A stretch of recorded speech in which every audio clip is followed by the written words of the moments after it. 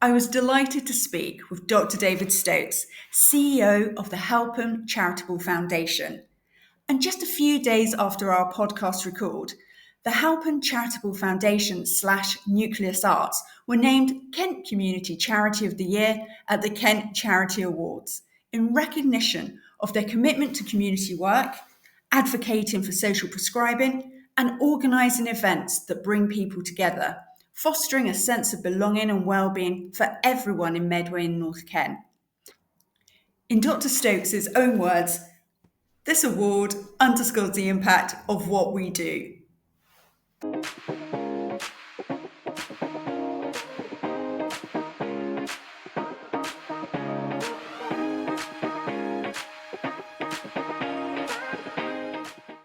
Congratulations, David. You were recognised at the Kent and Medway Healthwatch Recognition Awards 2024 in the Excellence in Empowered Communities category for inspiring development of a VCSE evaluation tool to enable VCSE in Medway and Swale to evidence their impact. So thank you for joining me today, David. Thank you for inviting me. And can I just start off, would you be able to tell me a little bit more about this VCSE evaluation tool? Yes, yeah, of course. My background is science. I'm a scientist by training, and now I run an arts centre. And one of the two aspects of our centre, one of the two main aspects, is around creative health, because we know it's a hugely important way of tackling health inequalities, and it's cost effective, and it has amazing outcomes, and it's better than no end of drugs. However, a lot of the research around this is done by academic institutions, and they will come in and do an amazing job of setting up a brilliant project. It'll be recorded. They'll tell you how well your group does. You might even get some health economics out of it, which is always the dream. But then they'll go off and work on the next project. And what the approach that the academics use isn't necessarily applicable to your next group. So I could have a group of I don't know, Southeast Asian men over 50 with COPD, and we set up a singing group or something like that, measure it and go, yeah, that's brilliant, it's helped on all these measures. And then I say, right, how do I use those techniques for my group of teens with well-being issues? And you can't, you need to come in and do it again. So as a scientist coming into an organization that is doing health-related work, it was very important to me that I understood what we did. And we currently run something like 26 programs, all the way up to end of life. We work in care homes. And it was essential for us to understand that what we're delivering is effective, and that it's comparable between our not-to-force groups and our residential homes and everything in between. So we were looking at what the essential information that you needed was to do these evaluations, and to try and build something that was applicable across a wide range of activities.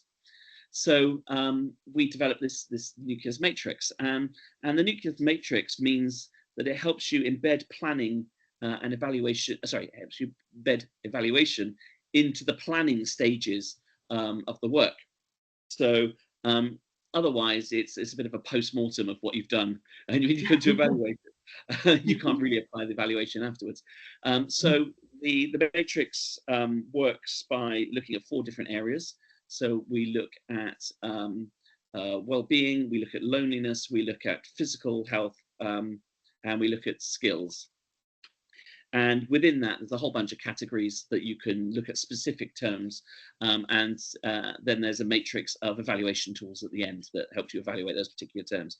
And what's important is that I wouldn't necessarily use the same evaluation tool for a 0-4s group as I would a teen group.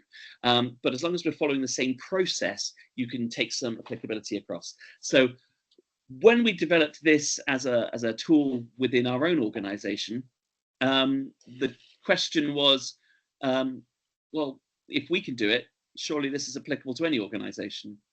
So we've been working with Medway Voluntary Action and others to trial this across different organizations and see if it's applicable. Oh, that's brilliant. And it sounds like you've really created an effective tool. And like you say, it's not necessarily a one size fits all, but you can apply the process across different projects. So would you be able to tell me what impact you've seen it having? Well, at the moment, we've trialed it internally, which is really, really helpful because it means that whether my team are working on a 0 to 4s group, a 5 to 7-year-olds group, or older groups, they're going through that process of planning now. So instead of the traditional way of doing creative health activities, is you pretty much see what you've got in the storeroom, and you go and do an activity, which is a lot of fun, and then you might use questions or some other data to see how happy people are. Instead, we now sit down beforehand and we think, right, over the next month we are going to particularly focus on well-being. We will use the matrix to look at what measures there are for well-being, and then we will develop activities that promote behaviors for those measures. For example, say you're trying to deal with loneliness. One of the ways that you might improve loneliness is increase connections between people. So we might have some behaviors in the activity that prompt connections. For example, a drawing workshop, a cartoon drawing workshop, but you don't get a complete set of colors. So you have to go and ask someone else to borrow the red pens or the blue pens. So you have to talk to people. This is what the matrix it does, is that you think about the activities, and how you're going to evaluate them before you even start, which sounds so obvious and straightforward. But it's not the way that it's traditionally been done. There's a second aspect to the matrix as well, which is MIHAI, which is a project that we're also working on alongside the matrix, which is the minimum information about health arts intervention. That's what MIHAI stands for. And this is a way of capturing that planning, that evaluation, and the reporting in a minimal way. So what is the basic information you need for someone to replicate what you've done? So we've been developing that alongside the matrix, and we're hoping to get some funding in to create a little database, and start using MIHAI across Medway, which has the added advantage, of course, that if you're doing an activity and you're interested in, let's go back to our aged men with COPD, for example, you could put in ketones into that database and see what everyone else has done.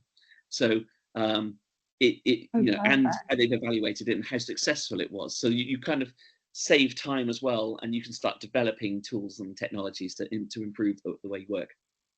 Oh no, that's great, because it's not you're having to start from scratch. Like you say, you can look back and see what's worked well and maybe things that need a little bit of sharpening up. Yeah, and that's how medicine works, isn't it? Is that we have a clinical improvement cycle where research is done, and you do the research, you trial it, you look at the results, you look at what you can do to improve it, you trial it, and you get that constant improvement. Thank you for sharing that with me, David. And I was just wondering if I could ask next, what does Healthwatch mean to you on a personal basis?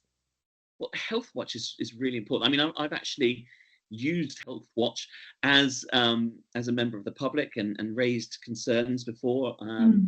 And I think we all use the NHS. It is one of the jewels in the crown of our country, is that we've got this amazing health service that we can all access. But of course, it's not perfect. And that's not necessarily because of anything in particular. It's not because of any personal thing. But if we as patients don't have someone to go to, we can't then raise our concerns, and we can't get improvements in the NHS.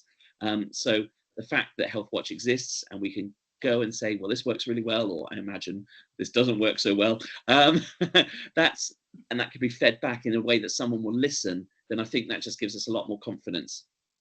Absolutely. And can I ask, how did it feel to be recognised at the Kent and Medway Healthwatch Recognition Awards back in March? I mean, wow, what an honour. Yes, it was completely unexpected. We didn't even know we'd been nominated until the letter came through and said, congratulations, you've been nominated. And we'd previously been part of a winning previous nomination was with a group of work we did with the NHS, but for us to be recognised for our own work was a real honour, because people will often look at us and go, "Oh, you're an arts charity," and we go, "Well, we are an arts charity, but we're also a health charity as well." A huge amount of the work we do is health. Whether that's through social prescribing or the work we're saying about developing well-being. We're doing a lot of work on ethics at the moment as well, and understanding ethics for organisations. So to have that recognised by Healthwatch kind of gives us a bit of kudos to go, well, look, we won a Healthwatch award for, so we are health too, which is really important. Oh, excellent. Finally, is there any advice that you'd give to anyone who's thinking of nominating a project for next year's Kent and Medway Healthwatch Recognition Awards? Oh, I'd say go for it. It's, as far as I can understand, it's a relatively simple process to do. And for the people, the projects nominated, it's brilliant. The award ceremony is lovely. It's great to be amongst all these incredible smart people.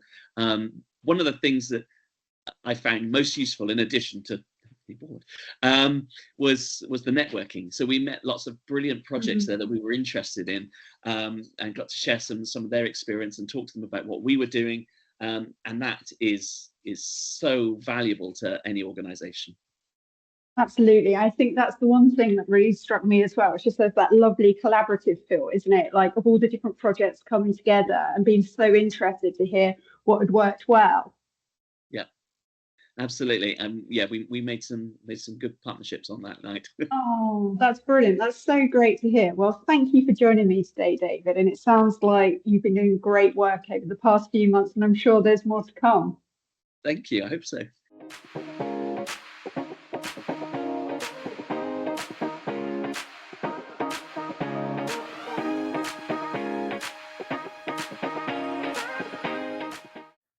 I'm delighted to be joined by Svajune Ulinskiene, Manager of Healthwatch Medway. Svajune, please can you share with me why David was such a worthy winner at the Kent and Medway Healthwatch Recognition Awards? David was recognised in the Excellence of Empowering Communities category, a sentiment which I think sits at the heart of everything he does. You have already discussed the matrix for evaluating the impact of VCSE organisations on health and well-being, which will help to improve the effectiveness of projects. Yet his impact is much more far-reaching. Not only he is really instrumental in the Medway and Swale Health and Care Partnership Population Health Management Programme, but he is a truly inspiring and inspirational VCSE leader across Medway and Swale. We are really grateful that he has recently agreed to join Healthwatch Medway steering group, and really cannot wait to tap into his professionalism, energy and expertise within health and social care in Medway and Swale. And it really does go without saying that David's knowledge and expertise contribute to addressing health and inequalities for Medway and Swale population and supporting local people's health and well-being. Excellent. Thank you, Svajune. It sounds like Medway and Swale really is benefiting and will continue to do so from the positive impact and difference that David is consistently making.